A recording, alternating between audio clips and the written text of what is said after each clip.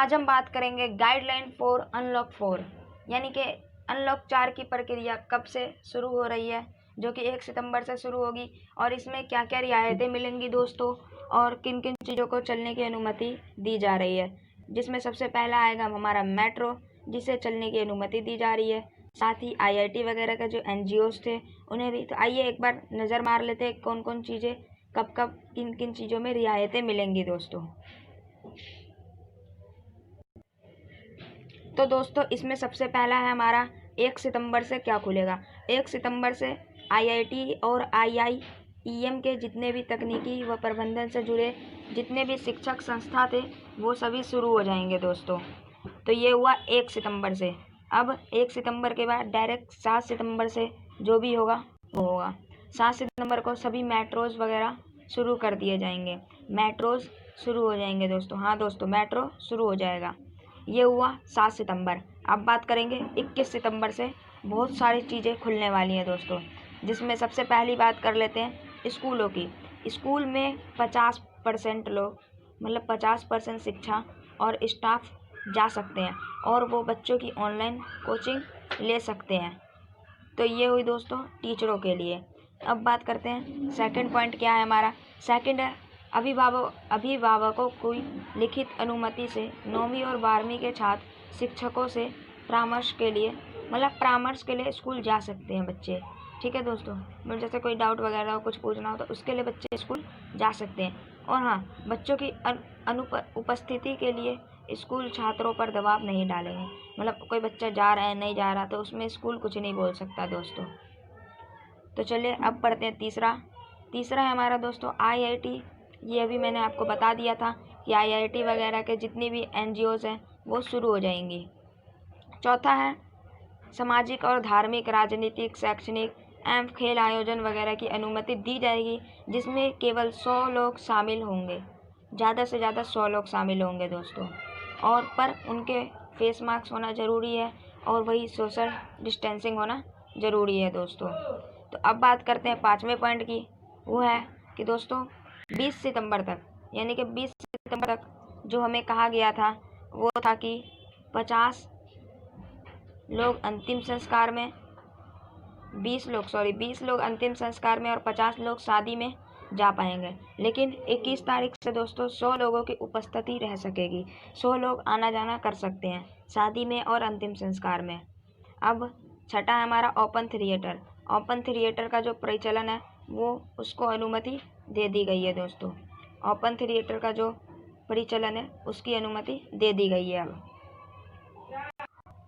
तो दोस्तों अब बात करते हैं लॉकडाउन के नए निर्देश। अभी हमने कुछ रियायतें पढ़ी थी, देखी थी, तो अब कुछ नए निर्देश के बारे में बात करते हैं।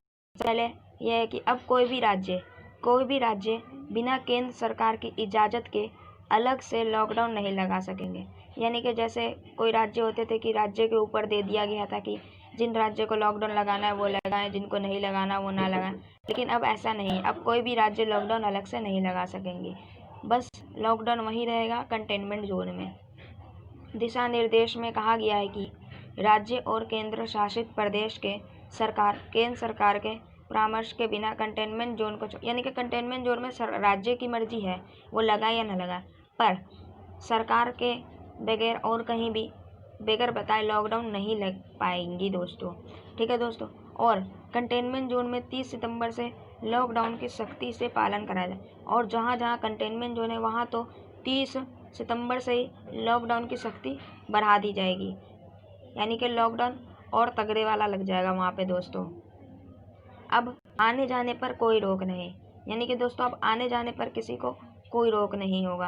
राज्य के भीतर और एक दूसरे राज्य से आने जाने पर कोई रोक नहीं। यहाँ तक कि किसी भी देश में कहीं भी जाने के लिए अलग से अनुमति नहीं लेनी होगी। जैसे पहले था वैसे ही हो जाएगा दोस्तों। अब बात करते हैं दोस्तों सोशल डिस्टेंसिंग रखनी होगी। हाँ दोस्तों, सोशल डिस्टेंसिंग बहुत ज़रूरी है। सभी को सोशल डिस्टेंसिंग रखना, चाहे वो दुकान हो, ग्राहक हो, डिस्टेंसिंग का पालन रखना होगा वहाँ पे। यहाँ तक कि इस पर गृह मंत्रालय खुद नज़र रखेंगे और इस पर हमारे गृह मंत्रालय भी नज़र रखेंगे कि कहाँ सोशल डिस्टेंसिंग रखी जा रही है और कहाँ नहीं। अब भाई हमारा बच्चों और बुजुर्गों के लिए, बच्चों और बुजुर्गों को घर में रहने की ही सलाह दी जाएगी। 65 साल से ज़्यादा उम्र और 10 साल से कम उम्र के बच्चों को बाहर निकलने की अनुमति नहीं है और ना ही 65 साल से ज़्यादा बूढ़े लोगों को बाहर निकलने की अनुमति नहीं है। और भी बीमारियों से जूझ रहे लोगों को ज़रूरी ना होने की दशा में बाहर नहीं निकलने की सलाह, यानी कि अगर कोई ज़रूरी नहीं है तो कृपया बाहर ना निकलें। तो ये हुए किन किन चीज़ों की इजाज़त मिली है, किन किन चीज़ों की रियायतें मिली हैं। अब कुछ नज़र मार लेते उन पे जिन चीज़ों की इजाज़त हमें नहीं दी गई है। हाँ दोस्तों, इन 3 गतिविधियों की इजाज़त नहीं दी गई है। सबसे पहला है सिनेमा हॉल, स्विमिंग पूल, मनोरंजन पार्क और क्लोज्ड थिएटर बंद रहेंगे, यानी कि ओपन थिएटर खुले रहेंगे और क्लोज थिएटर बंद रहेंगे दोस्तों। सेकंड है हमारा केंद्रीय गृह मंत्रालय, यानी कि केंद्रीय गृह मंत्रालय के द्वारा अलावा शेष अंतर्राष्ट्रीय हवाई यात्रा नहीं शुरू करेंगे, यानी कि राष्ट्रीय हवाई यात्रा चलेंगी लेकिन अंतर्राष्ट्रीय हवाई यात्रा अभी नहीं शुरू की गई है। अलावा शेष यानी कि जिन जिनको गृह मंत्रालय ने अनुमति दी है बस वही चल रहे हैं, उसके अलावा नहीं चलेंगे। तीसरा है हमारा पैसेंजर ट्रेन बंद रहेगी। पैसेंजर ट्रेन बंद रहेगी, केवल चुनिंदा ट्रेनों के संचालन को यानी कि बस कुछ खास गिने चुने ट्रेनों को ही इजाज़त दी गई है इसमें दोस्तों।